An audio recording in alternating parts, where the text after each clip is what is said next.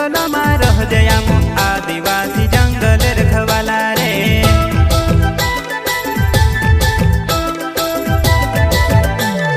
चल जंगल जमीन काजे पूजे रे आदिवासी दुनिया ने रखवाला रे।